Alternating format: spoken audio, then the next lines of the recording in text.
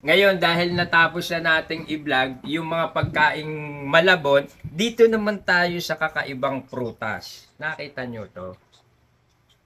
Alam nyo ba kung anong klaseng prutas to? Ayan. Makukunan ba ng mahusay? Di ba, kukunan? Ano tawag dito, Vice? Mulberry.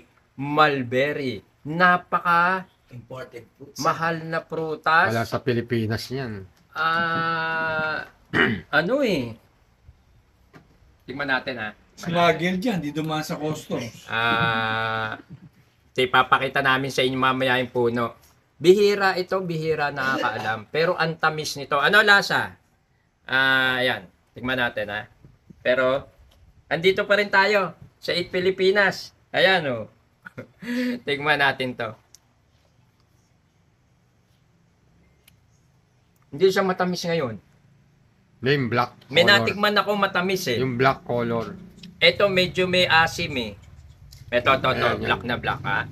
Yung black ang masarap. Doon sa nakakaalam kung ano tong prutas na to, kung natikman nyo na, comment kayo. Gamot daw sa high blood. Ano to? Antioxidant, gamot sa high blood, basta berry.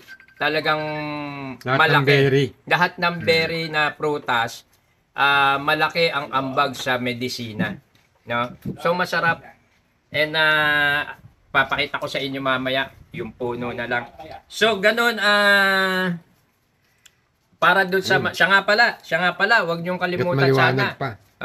Wag niyong kalimutan sana pa-subscribe na lang, like, share and subscribe ng Eat Pilipinas. Kung meron kayong gustong i-review, mag-comment lang kayo. Sabihin nyo kung anong pagkain yung gusto nyo i-review natin. Titikman natin, i-review natin. So ngayon, punta tayo rito sa puno ng mulberry. Ito. Ito ang puno ng mulberry. Kita mo, madalas ka. Ayan yung mga bunga niya. Daming bunga ngayon. Daming bunga. Di ba? Yan. Doon sa mga nagtatanong, ano ba itsura ng mulberry, yung prutas na mulberry. Ayan. Ayan, picturean nga natin. Yun, no? Ayun, no? Tamis No? pa, oh. Dami, oh. Ayan, Ako naman ulit. mm.